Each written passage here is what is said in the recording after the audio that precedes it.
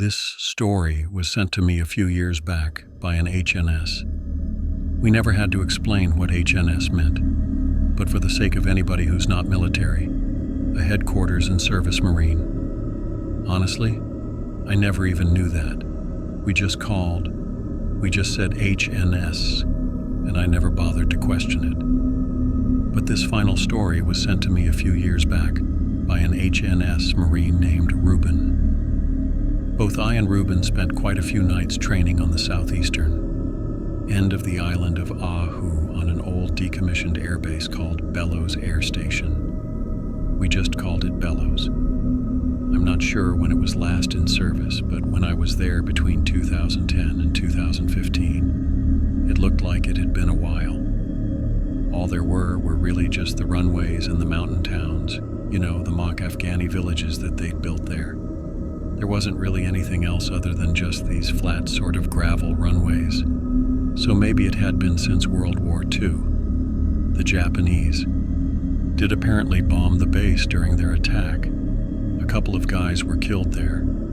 The one saving grace of Bellows is that it's mostly flat. Unlike East Range or Kahuku, two other training areas up on the northern side of the island. Training at Bellows meant our patrols didn't completely suck. No mountains to climb, no falling into ravines, etc. Worst thing that ever happened to me there was when I tried to take a nap one night and a centipede bit my head. Super painful. Doc had to knock me out with Benadryl. But Reuben evidently encountered some things at Bellows that I am happy to say that I missed out on. One thing I didn't know about the base as many times as I trained there. There's a cemetery there. Not sure if that matters, but Reuben might think so because of what he saw. Music. I was an HNS guy with a Force Recon unit out of Kaneohe Bay, Hawaii. I know what you're thinking. Why are HNS guys going out on recon patrols? They should be pushing paper, right? Well, our ops chief recalled stories of HNS guys hopping on patrols with his team back in Iraq when they were short on bodies, which led him to incorporating us HNS Marines into a lot of the training the reconnaissance Marines were doing. This leads us to the field op in question. We did land navigation all day and went on reconnaissance patrols during the night. The first few nights we had a team guy with us as a walker, mostly acting as an observer who gave us critiques during the after-action report. But this particular night the teams were given full autonomy. No instructor shadowing us, just big boy rules. After spending the day doing our land nav, me being the team's point man, worked with the TL team leader to plan that night's patrol route. Our objective was pretty simple. We get dumped at a random spot within the training area and have to conduct a patrol back to our bivouac site, all while avoiding vehicle patrols that were being conducted by recon Marines and the INI staff. Our patrol route was submitted and accepted. We started prepping, going through our PPIS. We mounted up into blacked-out vans and were driven by one of our SARCs, Special Amphibious Reconnaissance Corpsmen, to the drop point, where we quickly dismounted and established 360 security. In true Marine Corps tradition, as soon as I dropped to a knee to cover my sector, I tore a giant hole in the crotch of my camis. I should have known that this was going to set the tone for the rest of the night. The van rolled off and I glanced at my TL, who gave the hand signal for us to rally up on his position in the treine. Due to the dense brush in the jungles of Hawaii, we conducted our patrol in a ranger column, which is essentially walking single file with little dispersion. The first quarter of the patrol went well. It wasn't until we crossed one of the large runways that things started to get a little weird. To give some further context, the training area on Bellows Air Base has around 3 to 4 mount towns. Mount stands for military operations, urban terrain, a large X-shaped, what I used to believe was an airburst strip, and a dense jungle. We had crossed the area strip at the southwesternmost point, where one of the smaller mounts made of shipping containers was. Once we re-entered into the treine, though, my compass began to act weird.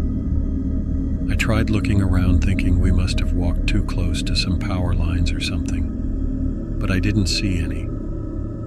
I thought my rifle could have been the cause, even though I held it at some distance. And the previous nights, I'd never had any issues with it. I probably looked pretty weird to my team, trying to stretch the compass as far away from me as possible while being able to keep an eye on the face of it. The lanyard rope is now, pulling against my collar. Eventually, the needle stopped swaying left and right, and I tried to reorient myself after our pause position report was completed. I could have sworn, and I still swear to this day, that my TL tapped me on the shoulder and whispered, "Go." So I stepped off, following my azimuth. We could faintly hear the sounds of semis and cars on a main road less than a mile away. But by the time I had walked 30 feet back into the jungle, it was dead quiet. And that was when a weird foreboding feeling washed over me, and I felt a tingle in my temples and around my scalp. I stopped and looked back, hoping to ask my TL if he felt something too. But no one was there. My team wasn't behind me. I was completely alone. What made it worse was that everything was so dark. There was barely any illumination from the moon, and what light there was wasn't able to penetrate. The trees rendering our NBG's night vision goggles essentially useless. So throughout the patrol, we were using our natural vision, and I was using the very dim little glow-in-the-dark tritium marker, the light on my compass, to navigate. So a wave of panic sets in as I now realize I had royally screwed up. I had stepped off without my team behind me. And at that moment, that's when I began to hear the voices. They were faint, like the background noise of women and kids talking and playing mixed in with the occasional male voice. Some bushes began to rustle, so I pocketed my compass and lifted my rifle while slowly backing away.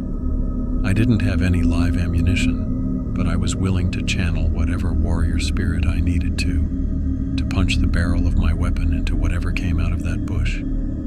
Eventually, the movement stopped, and I took that moment to quickly turn tail and run back down in the direction I thought I came from. Luckily for me, I saw the pale glow of the moonlight reflecting off the runway that we had crossed from between the trees.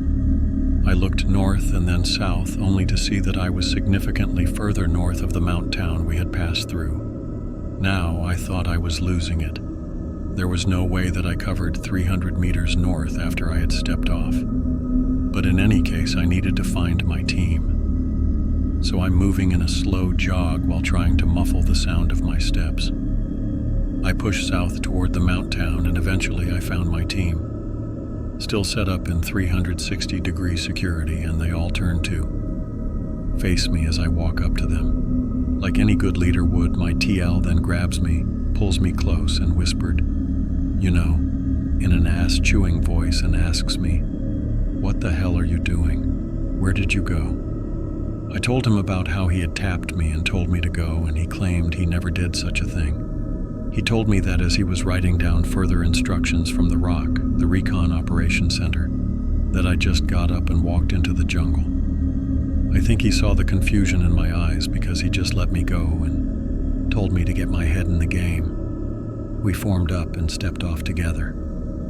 We came across the same area of jungle that I was in before, still dead quiet. But thankfully, I could hear the steps of my team now behind me. So this time it made me stay focused and not think about what happened before. There were no voices this time or rustling bushes. Our route led us along the brush to a bridge, the only land crossing in the area. Since the stream itself was out, we'd been warned some guys got a flesh-eating bacteria while crossing the stream. So we said we're not doing that. About 300 meters from the stream, we hit a small trail and ran face first into a massive black building that was directly on my azimuth. I tried to go around it on the right, but the building was still in front of us. So we turned around and tried to go left, but the building was also there. The building was apparently crescent-shaped with a rounded roof like a small hangar or bunker, and it had a crescent-shaped road out in front of it. I have looked for this building on the Google Maps imagery, and for the strangest reason I can't see it. So, I don't know if it's just it was in open air when I saw it. So I don't know if it's been overgrown since then or what. But whatever this building was, we couldn't get around it. So my team leader and I did a map check under our camo tarp, using a red light, and confirmed our position using a nearby T intersection. Since GPS wasn't allowed during training, we settled on following the trail to the stream, even though it raised our risk of running into another patrol staying out in the open like that. So with a final look at this strange moon-shaped building, we set off down this trail and get back to where the stream is, which has 2 parallel roads running on each side of it. So we're moving alongside this very tall grass that is bordering the road, which is bordering the stream, and I see headlights coming near to the bridge. So I alert everyone. I say vehicle, vehicle, vehicle. And we have to force our way into this thick elephant grass. We could barely get a few feet inside of it. The van that's looking for us, that's driving around with its headlights on, speeds past us. It then turns around and comes back a lot slower, almost like it maybe saw something, like it's looking for us in the bushes. Well, it doesn't see us, and it drives away down the road. But then when we exit the elephant grass, I notice some movement out of the corner of my eye. I caught a brief glimpse of someone across the stream walking against the tree line. It looked like a person walking down the road, but the way the moonlight was hitting him, I don't know. It just didn't look like a guy wearing camis. It was weird. I froze, even though I knew this guy probably couldn't see us because we're in the shadows on the other side. And I told my TL, who saw this guy too, who looks like he's just like walking down the road. So I pull out my nods to try to get a good look at him. Now that we're out in the open, I can actually use my NVGs. But as soon as I put the nods up to my eye, this guy's gone. No idea where he went. Just disappears. I have no idea what to make of this. And not knowing where this guy went, if he's one of the role players that's going to compromise this if he sees us. I don't know. So we move along the tree line to the bridge. It's wide open. We got no choice but to just sprint across the road one at a time and then immediately take cover in the tree line on the far side. So, one last check for danger. My TL taps me.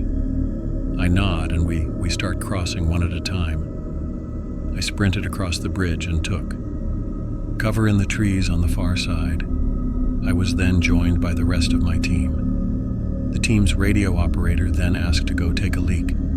He got permission from the TL, and halfway through I see headlights coming fast down the road. So I warn the team, and in the dark, and this is kind of funny, I watch my TL tackle the radio operator midstream, mind you, to make sure that he's out of sight. And we're all very tense, worried that this van and their headlights are going to catch us. But the truck just passes by and keeps going. So we relaxed again. And now the ARO is moaning about something, basically saying that he thinks he scratched his junk on a sharp stick when he got tackled. I mean, we had to laugh. Once the ATL got a radio check, I reset my azimuth and we moved out, and the rest of the patrol was pretty straightforward. After dodging the van again, driving by, we exfilled and returned to the bivouac for debrief. So afterward, I found the guys that were driving around in the van looking for us, and I told them, "Hey, you guys drove right by us when we were near the stream, and we crossed that bridge." And it was around this time. So because we were outside the elephant grass, and I did not see anybody walking along the road on the other side, but after the van left, that's when somebody appeared. So I was like, "Which one of you guys got out of the van to go take a leak or something?" I was looking for you with my nods, and I didn't see you. And all these guys had no idea what I was talking about. They said that nobody ever got out of the van, and there shouldn't have been anybody else walking around the training area except us. So, who was the guy that we saw? And moreover, who was it that tapped my shoulder if it wasn't my TL? That was one of the creepiest patrols I've ever been on.